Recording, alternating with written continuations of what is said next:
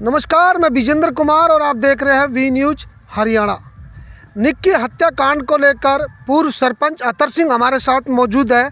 इनसे बातचीत करेंगे। सर, कैसे देखते हैं आप निक्की यादव हत्याकांड को पूरे को?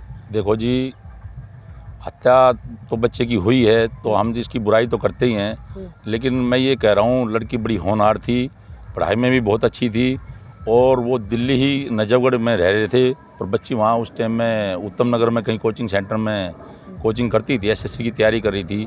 उसी दौरान ये जो लड़का साहिल है आरोपी, उसके कहीं संपर्क में आई होगी और दोनों लिव इन रिलेशनशिप में रह रहे हैं। 2018 तक उनका परिवार रहा। कोरोना के बाद में परिवार गांव में आ गया था, नहीं लड़की का एडमिशन कहीं नोएडा एडमिशन ले लिया था कॉलेज में और वहीं बच्चे दोनों साथ रह रहे थे और इसी दौरान ये कहानी हो गई।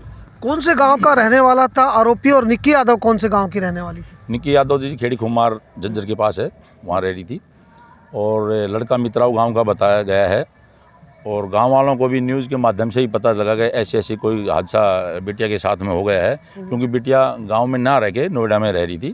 तो आपके चैनल के माध्यम से हम तो यही एक प्रशासन से भी एक अपील यही करते हैं कि जल्दी से जल्दी आरोपी को तो गिरफ्तार कर ही लिया गया है, ऐसे फास्ट ट्रैक बना के आरोपी को कड़ी से कड़ी सजा दी जाए। पूरे गाँव की यही डिमांड है जी। क्या कहना चाहोगे, जिस तरह श्रद्धा हत्याकांड हुआ था, का इसी तरह की स्टोरी बनने वाली थी?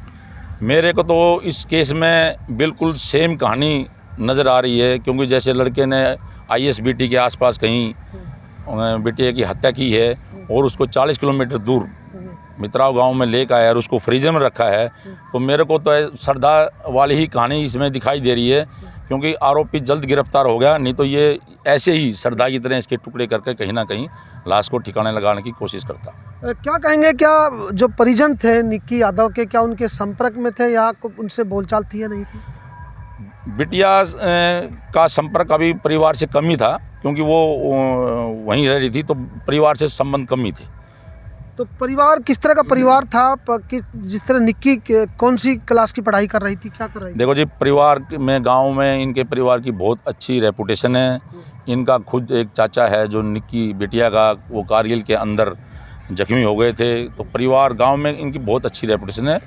बिटिया भी पढ़ाई में काफ़ी होशियार थी और उसी दौरान इस लड़के के संपर्क में आई। तो मैं तो यही कहूँगा, इस तरह की वारदात ना हो तो जल्दी से जल्दी फास्ट ट्रैक बना गया, ऐसे आरोपी को कड़ी से कड़ी सजा दी जाए। दिल्ली पुलिस के बारे में क्या कहेंगे? जल्दी खुलासा कर दिया, कब की घटना थी, कौन सी तारीख की घटना? दिल्ली पुलिस की तो जी मैं जितनी तारीफ़ करूं अपने शब्दों में वो कम है, क्योंकि बहुत कम समय में आरोपी को गिरफ्तार कर लिया गया है और नहीं तो आरोपी कहीं ना कहीं डेड बॉडी को ठिकाने लगा देता तो हो सकता है इतना जल्दी गिरफ्तार नहीं हो पाता। क्या शादी किसी दूसरी लड़की से कर ली थी? हाँ, सुनने में ये आया है जी, दूसरी लड़की के साथ भी कहीं ना कहीं अफेयर चल रहा था और शादी ऑलरेडी 10 तारीख को कर ली थी।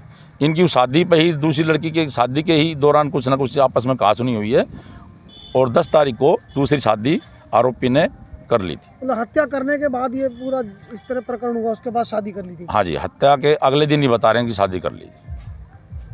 बिल्कुल, देखिए ये थे हमारे साथ पूर्व सरपंच अतर सिंह, जिन्होंने बताया कि किस तरह से जो हत्याकांड हुआ है उसकी वो निंदा करते हैं और कहीं ना कहीं जिस तरह से पूरा मामला प्रकरण हुआ उसको लेकर फास्ट ट्रैक में कार्रवाई होनी चाहिए, जिससे कि जो आरोपी है उसको कड़ी से कड़ी सज़ा मिल सके।